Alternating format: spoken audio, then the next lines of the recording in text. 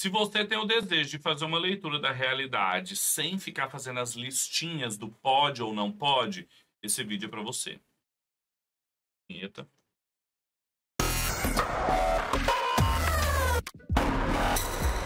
Muitos de nós já ouvimos uma espécie de imperativo, uma ordem de que nós devemos olhar para todas as áreas da vida, para toda a realidade com um olhar digno da fé cristã. Ou seja, olhar para a realidade, ler a realidade a partir das lentes da fé. Só que muitas vezes a gente recebe essa ordem, esse imperativo, mas não recebe as ferramentas para fazer isso. E o que acontece na maioria das vezes é que a gente acaba sustentando uma visão dualista da realidade, ou seja, a gente pega coisas, áreas, experiências da vida que a gente julga que são sagradas e depois a gente opõe essas coisas àquelas experiências, pessoas que a gente julga que são seculares. E aí a gente faz um dualismo de tipo sagrado secular. A gente fica vivendo um vai e vem de fazer coisas santas e fazer coisas seculares. Eu não sei você, mas você já deve ter ouvido aquela pergunta: o que o irmão faz na vida secular? Essa pergunta, basicamente, com ela eles estão querendo saber o que a gente faz além do domingo, além da igreja, além do culto, como se tudo o que a gente fizesse fosse secular, fora do que acontece dentro da igreja. Com isso, eu não estou aqui discutindo o conceito de secularização do Charles Taylor, é um bom vídeo para uma outra oportunidade, mas eu estou só opondo realidades sagradas a seculares. E essa não é a maneira de ver como que a gente enxerga toda a realidade a partir da fé cristã. Há um autor que eu recomendo muitíssimo a obra dele, chamado Albert Wolters. Ele escreveu um livrinho chamado A Criação Restaurada, pela editora Cultura Cristã. Eu recomendo muito que você vá atrás desse livro, porque ele tem um conceito ali de estrutura e direção que ajuda muito mais a gente a enxergar a realidade de fato com os olhos da fé cristã do que esse tipo de dualismo que a gente entra na maioria das vezes. O que o Wolters vai ensinar ali?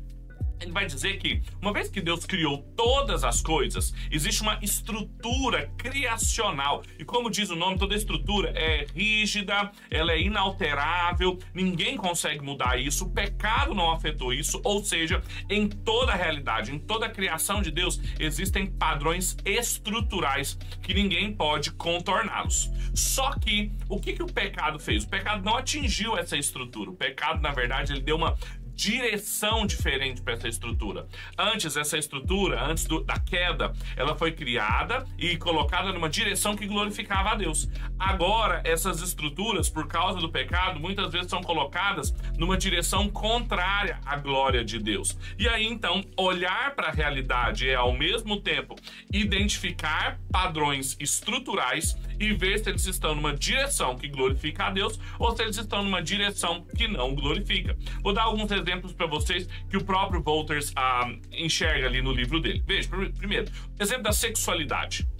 Muitas pessoas acham que determinados assuntos, determinadas posturas quanto à sexualidade são, assim, intrinsecamente más, perversas, seculares, sendo que a sexualidade, como todo o resto da criação de Deus, é uma estrutura que o próprio Criador nos deu.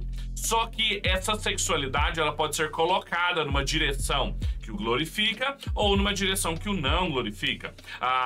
O casamento, veja, o desejo que as pessoas têm de poderem se relacionar com outras numa intimidade maior do que a amizade. Isso é uma estrutura criacional. Deus criou a gente assim. Só que muitas vezes a gente dá direções para elas muito equivocadas. Não só as direções propriamente ditas que hoje em dia os movimentos de inclusão, movimentos abertamente contrários à orientação de casamento cristã, dizem que são orientações sexuais, orientações para o casamento. Mas veja, um casamento heterossexual monogâmico, mas que é feito com um interesse financeiro, o que os antigos chamavam de um golpe do baú. É uma estrutura. O que é estrutural nessa situação? O casamento é estrutural, a heterossexualidade é estrutural, a monogamia é estrutural, mas tem uma direção equivocada.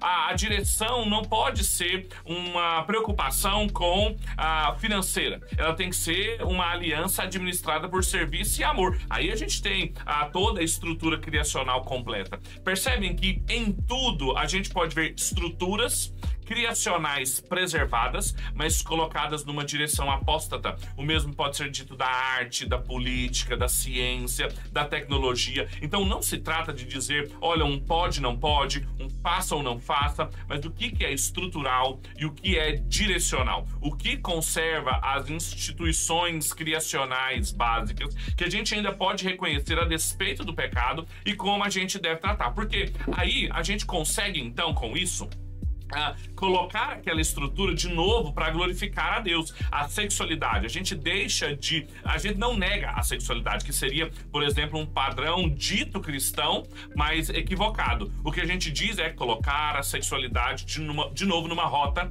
que glorifica a Deus. A gente, então, não nega a sexualidade, a gente não nega a atração sexual, a gente não nega as organizações afetivas que se dão num casamento, mas a gente coloca elas na direção com todos os elementos que glorificam a Deus. Então, para o casamento, isso diz respeito a ser feito dentro de uma relação heterossexual, monogâmica, num casamento fiel, essa aliança administrada por amor, por serviço. Veja que é muito mais complexo de dizer que é uma guerra homoafetiva contra heteroafetiva, justamente porque até mesmo dentro de construções heteroafetivas, a gente tem direções que não são as direções que aquela estrutura deveria dar. Isso vale para arte, isso vale para política, isso vale para internet. Não diz respeito a um âmbito sagrado, totalmente sagrado, como se nada que fosse feito ali pudesse desagradar a Deus, e um âmbito totalmente secular, como se nada do que fosse vivido ali pudesse agradar a Deus ou não. A gente tem que se perguntar sempre o que é estrutural